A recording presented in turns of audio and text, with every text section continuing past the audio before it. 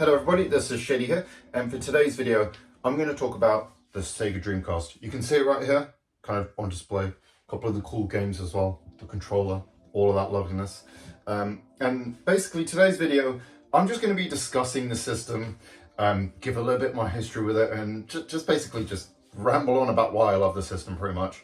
So obviously, to start things off, obviously as we all know, the Sega Dreamcast, it was Sega's final console, came out $99.99 in Japan, was basically the Naomi arcade system, consoleized. So this had like amazing ports of arcade games, all of Sega's awesome games and everything.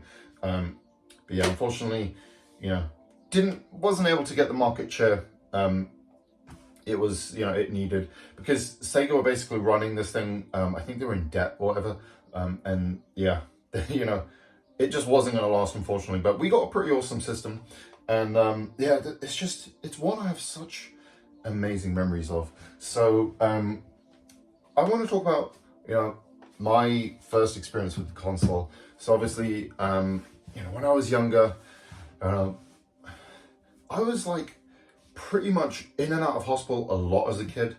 Like some of my early memories were like just lying in a hospital bed.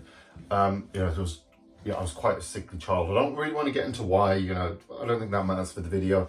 But I just remember one of the times I was in hospital, they happened to have a Sega Dreamcast hooked up and, for people to play.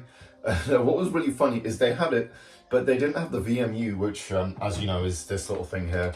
This is a visual memory unit. This is both a memory card and kind of worked as like a little Tamagotchi type toy. So essentially you could play little mini games. That's why you see, I'll actually use it properly. You have the two buttons and the D-pad there and a start and select button. And then it was also the memory card as well. So yeah, because back in the day there was no like built-in memory or anything like that. You actually had to have separate cards.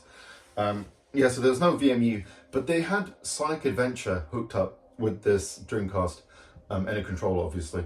And I just remember, when I was able to play, because obviously it was a shared thing. And I'm pretty sure in the ward I was in, there wasn't too many other kids, thankfully, so I was able to put in quite a few hours into it. So I was able to play the Dreamcast and play Sonic Adventure, but I couldn't save, obviously. So whenever I had to turn it off, like I had to restart basically. So I basically went through like Sonic stages like multiple times. I did a bit of Tails, a bit of Knuckles.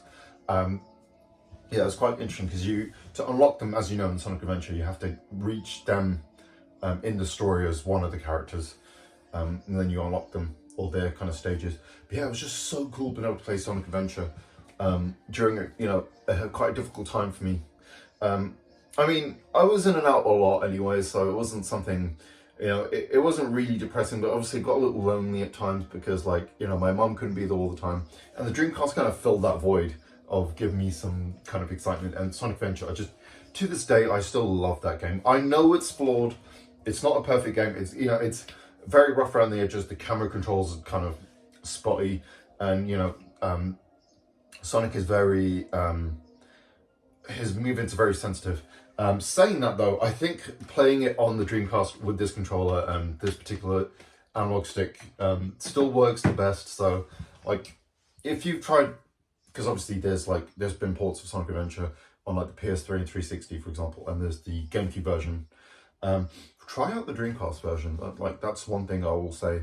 And then maybe you'll enjoy Sonic Adventure a bit more. But yeah, that was kind of my little story with Sonic Adventure. It was just funny because I had to constantly redo the same levels. So yeah, one of my favorite memories, my favorite memories with Sonic Adventure though, playing at that time, was when you get to the Mystic Ruins section. I just love the music. That whole stage is amazing, and whenever I play Sonic Adventure, it just it hits me different getting to that section. But yeah, just an awesome game and a great system. And obviously then my next experience with the Dreamcast, because obviously I never actually got to get one, because I grew up in a family where there was 5 other kids, well 5 of us all together. We weren't able to just get everything we wanted and all that. It wasn't like that sort of situation. So obviously I had a PS1 and then eventually got a PS2. So I never actually got a Dreamcast as a kid. But I had a mate, one of my best mates, and he had a Dreamcast. So whenever I go around his house, we would always play it. And my favorite thing to do was we played House of the Dead 2, which is obviously like one of the staple games for the Dreamcast. Um, but what was really funny is he only had one light gun. So we'd take turns. One of us would have a light gun, one of us would use a controller, because you could actually use the controller as well, which is cool. I guess just so in case someone didn't buy the light gun, they could still play the game. And yeah, we were able to, we used to just go through the whole arcade mode, like almost every time. It was quite funny because that was kind of like our most played game on, on Dreamcast together, but it was just a cool little memory and, a fun bonding experience. Yeah, this guy's still like my best mate to this day, 20 odd years later or whatever. But yeah, it's just another cool memory involving the Dreamcast. And yeah, but I finally did get round to buying one. So it would have been about, I would say about 10 years ago, I think, maybe a bit more than that. Yeah, I went to where I used to live. There was a little kind of, in America you'd call them pawn shops, but like a cash exchange store sort of thing. This was like an independent one. It's not there anymore. It's actually been replaced by like some kind of gambling place, like a slot machine house or whatever, which is kind of funny. But yeah, that's as an aside or whatever. Yeah, I remember going into this place. I saw that they had the Dreamcast for a good price as well. Thankfully, they're quite cheap anyway. But yeah, the Dreamcast was all set up. Not set up, what the hell am I talking about? They had a Dreamcast there. And obviously, yeah, they had that with the VMU. And I picked up 2 games. They had a copy of Shenmue, and Skies of Arcadia. So these are the first two games I bought alongside my Dreamcast. And as you know, these are kind of, this game in particular is one of the more collectible ones. And I got a good price for the whole lot. I want to say I paid £100 or something like that. So yeah, this was about 40, I think. This has gone up a lot more now. Yeah, I still think the GameCube version is more expensive. That's like 100 odd. But yeah, and Shenmue is obviously one of the most sought after games. So yeah, good price. Console controller, VMU, and these 2 awesome games. And yeah, first thing I did was obviously try out Shenmue when I hooked it up. This is a funny thing with this game. So yeah, this is a really interesting game. This is kind of like the first open world type game, and basically you play as this kid Ryu Hayabusa. Is it Ryu Hayabusa? No, that's the ninja from fucking thingy, isn't it? From Ninja Gaiden. But you play as Ryu, and his dad has just been killed, and the guy who killed him left in this black car. So that's the only thing he knows. And then you're basically exploring your little town, trying to figure out clues and find out who the guy in the black car was who killed your dad. And it's really interesting because it's kind of an open world game. It has some really interesting aspects though. They call it a live game, I think. And essentially you have this timer. So it's essentially like, I think 45 minutes it comes down to is each day. And certain NPCs will have, well, I think basically every NPC is an original design. They have their own little schedule throughout the day. So for example, there's one lady, you'll see her sweeping her front lawn at a certain time of day, then she'll be speaking to certain people, she'll go into the town, do this and that and the other, and every NPC does this. And they have their own little thing, they all have jobs and everything. Certain shops will only be open between certain times of day.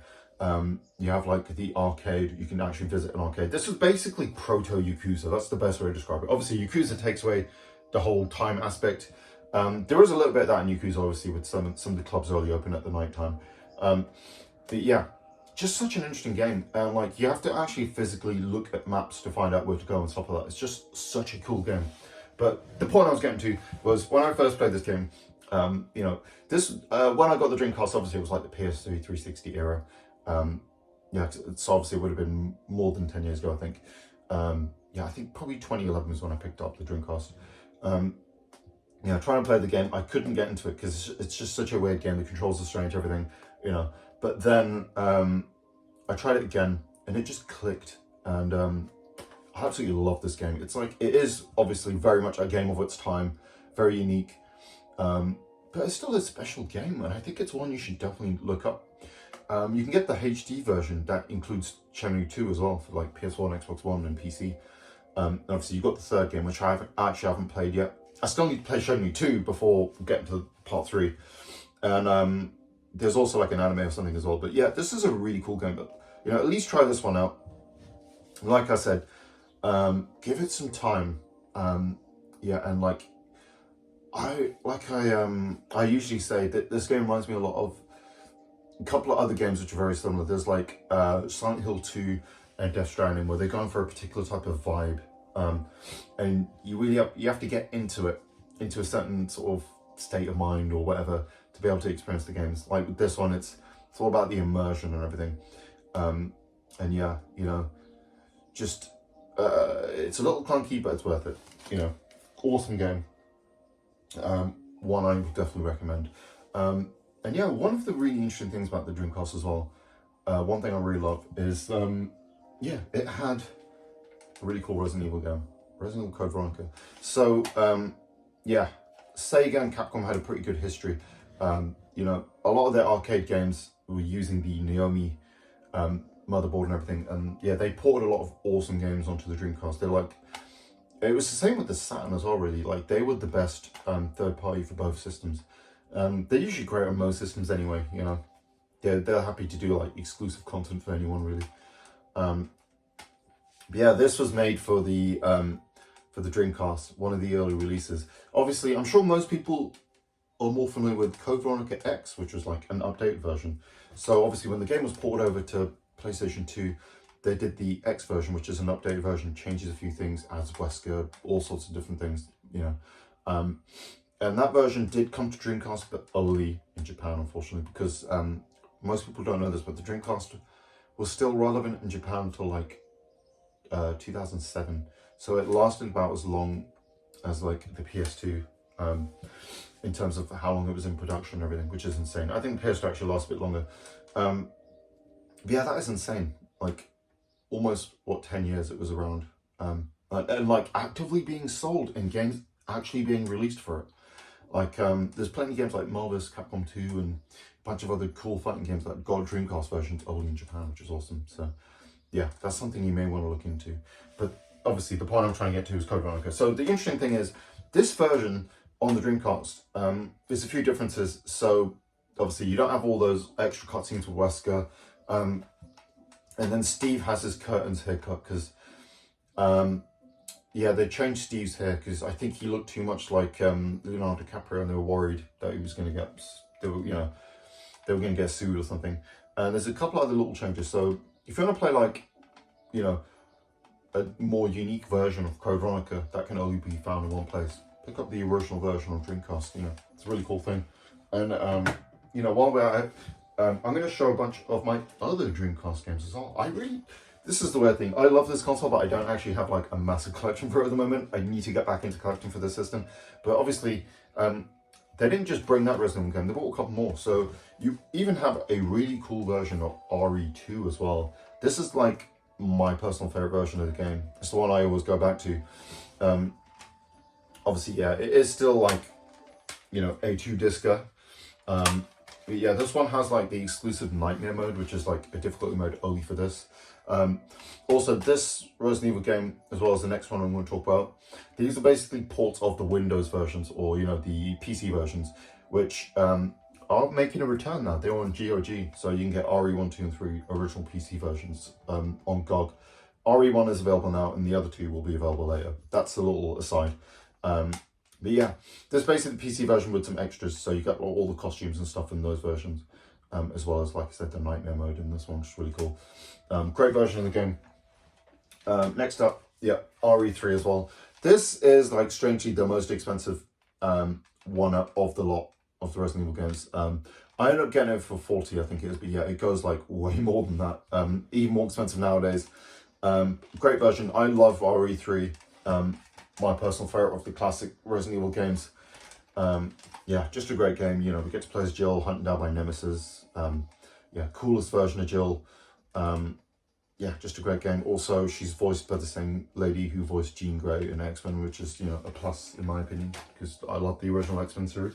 Next up, we've got a couple other things. One of the coolest things about the Dreamcast and getting into Dreamcast is that you get a lot of like modern games that get poured over, or like there's new games, at least one or two every year that get Dreamcast releases. One thing to look into though with the Dreamcast, if you're going to buy one, this is like a little buy and guard section now, I suppose. Yeah, there was a couple of different models of the Dreamcast. This is version 1, and what's great about the version 1 is it could read burnt discs, so you need that version of it to be able to run them. I'm pretty sure how you can tell is if it has this little removable expansion port thing on the side, and there's like a particular serial number. I'm not sure what it is. There's this amazing channel, Anna McCulloch, I think his name is. Go to him if you need anything Dreamcast. Just check that guy out. He's awesome. He's like the biggest Dreamcast fan ever, and you need any information, it's right there. But yeah, those version 1s is what you want to look into. Yeah, that will be the more sought after one because of that anyway. But yeah, those ones allow for reading burnt discs. That was kind of one of the big issues with the Dreamcast, because it was so easy to just pirate games. Like, it destroyed their sales from what I heard. But yeah, anyway, a couple of really cool games here. So we got Xeno Crisis, still sealed. Yeah, this from Bitmap Bureau. Obviously, they also, when you buy from them, they will give you the ROM as well as the physical copy. And yeah, this is obviously, it looks like the this would have been how the Japanese Dreamcast games look. They were just in standard dual cases. And yeah, obviously we had these other ones, these word cases, a little bit more sturdy than the ones we do get. Yeah, this is a cool version and can be played in any region as well. This is actually the cheapest physical copy of Xeno Crisis you can get. There is going to be a Bitmap Bureau collection with this and a couple other games. So you might want to look into that if you want to get Xeno Crisis on a modern console anyway. Awesome little game. Yes, like a twin stick shooter type game. You know, it's basically like a Zombies Ate My Neighbors or that sort of type of game, pretty much. But yeah, you find aliens instead. Cool game. Next up, this is a really cool one. Battle Crust. This is the deluxe edition. Comes with the difference is it comes with, if I can open it, comes with the soundtrack CD basically. I don't know. This might be the early version. I'm not sure. And yeah, you even get a manual as well. Same with Xeno Crisis. And yeah, this is basically just like a, you can probably see in the back there, it's basically just a, you know, a 16-bit style shmup. So yeah, really cool. I love shmups, one of my favorite genres of games. So yeah, I had to pick this up. And yeah, I'm pretty sure that's still available to buy now. Who did I get this from again? I think this may have been a Pixel Heart, that's the one, yeah. Obviously, yeah, you see there. Check out Pixel Heart, they have all sorts of awesome games. Yeah, I think you can get most of the like newer Dreamcast games from them as well. And obviously, yeah, we'll talk about some of the staple games. Obviously, I've got Jet Set Radio. Yeah, just like a classic game. Obviously, Jet Set Radio 2, or Jet Set Radio Future, sorry, released on the original Xbox, is like the better game. But I just love this one. Yeah, you have to basically go around a little map. You have a timer that's going down, and you need to basically spray all of the graffiti tags with your own one. And what's really cool is you can design your own little graffiti tag as well, which is cool. 3 different sizes, small, medium, large ones. Just a fun little game. Yeah, you're roller skating and you have to like do all sorts of platform and all sorts. Just a fun freaking game. Now next up, just another one you have to get. This is Space Channel 5, another one of Sega's awesome games. This is the first one. There's also like a part 2 that's a bit more on the expensive side. Part 2 is available to buy on Xbox 360. The store is still available till the end of the month, so you may want to look into that. It's a much cheaper option of buying Space Channel 5. Not backwards compatible, unfortunately. But yeah, just a really cool game. And this is awesome because you may not be able to see it just there. This game actually has like a version of Michael Jackson. I don't think it's actually him. But yeah, famously, he was a massive fan of Sega. Apparently, he worked on the music for Sonic 3 or was going to or something. But he wasn't happy with the sound that the Genesis could do or the Mega Drive, so he didn't work on it. But yeah, this is basically just a rhythm game. The main girl here is Ulala. I think Ulala, I think that's her name. Yeah, she's in space and everyone has to dance. But it's a pretty tough, it's basically a timer-based thing. It's essentially just quick time events, really. Pretty tough, but a really cool game. You know, just classic Sega type of thing. Next up, an awesome fighting game, you know. Sega just did awesome fighting, or the Dreamcast was just awesome for fighting games. This is Dead or Alive 2. I really love this game. I love the Dead or Alive games, I'm not gonna lie. 2 is the one that I have the most kind of fond memories with. I mainly played the PS2 version, which is a slightly updated version. I think the graphics are just a little better, but this version's still fine. And yeah, I'd love this game. Obviously, you can buy a fight stick for Dreamcast if you're interested. One of the things you can do. Next up, we got another one of the Capcom staples. This is Power Stone. Just love this game. Kind of like a bit of an arena type fighter almost. You can kind of move around a bit more. It's like a slightly top-down game, and the camera I think shifts and stuff. Just really cool game. You got this, and then you also have a sequel. The sequel is a little bit more expensive if you're interested in buying it. Both on Dreamcast, obviously. They were arcade games that are ported, and that's basically just the arcade perfect version of the game. And then one of my favorites, Street Fighter Alpha 3. And yeah, you can see the amazing Cammy there as well. Obviously, yeah, this is just awesome. Yeah, I got this a bit cheaper. It didn't come with the manual, unfortunately. But yeah, this is really cool. The Alpha series is the prequel, obviously. Street Fighter Zero, as it's called in Japan as well. And yeah, this one's cool. It has like an amazing amount of fighters. Loads of great modes. You got the World Tour mode. You got the bloody survival mode, time attack mode, all sorts. This is one fighting games used to have a shitload of content and characters. So this is one of the best. I really love. This is one of my favorite Street Fighter games. I played the PS1 version, which isn't the best version. It's fine, it's good. Yeah, you also have the Saturn version, which is really expensive, and then you have this. This is like home console version. This is like the best, most complete version. Obviously, you do have. There was also a couple of collections. You could get one on the PS2 and the original Xbox. I think it was just the Street Fighter Anthology collection or something. I think it's called, which just has all 3 Alpha games on it. Yeah, great game, awesome game. And yeah, unfortunately, that's like my entire Dreamcast collection at the moment. I need to start collecting more. I definitely need to get Sonic Adventure 1 and 2 and a bunch of others. But yeah, it's just such a cool system, man. I love it so much. It's like, you know, they really went out with a bang, didn't they? And it's, what is it they say? You know, the candle that burns twice as bright burns half as quick or something. I guess that's kind of a great description. It did so much in such a short space of time. And one thing I need to mention as well, the Dreamcast's launch lineup is the greatest of any console of all time. It had 19 games and some amazing ones as well. And yeah, it's full of great games, you know. It had like the amazing Soul Calibur, which I do have Soul Calibur 1, but it's just loose. I've got like a bunch of loose games, but there's no point me showing those. Yeah, that's a great one. And yeah, obviously Sonic Adventure was a launch title and a bunch of others. It's just a great console to get into, and one I just love, you know. If I just need a dose of nostalgia, I just chuck this little down and I'm instantly happy. And like I said, it was like I said, it's tied to a time that primarily would have been kind of a negative time for me. But because of this little guy and being able to play Sonic Adventure, it helped, you know, cheer me up. And yeah, it makes me think fondly of a time that ideally, or you know, usually would be negative. So yeah, but that's just the power of gaming, I think, at times, you know.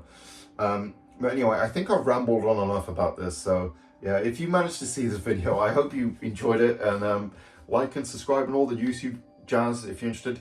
And yeah, hopefully I'll catch you guys in the next one, where we'll probably talk about some more gaming stuff, because you know that's what my channel is, I guess. But yeah, have a great day, guys. I'll catch you in the next one.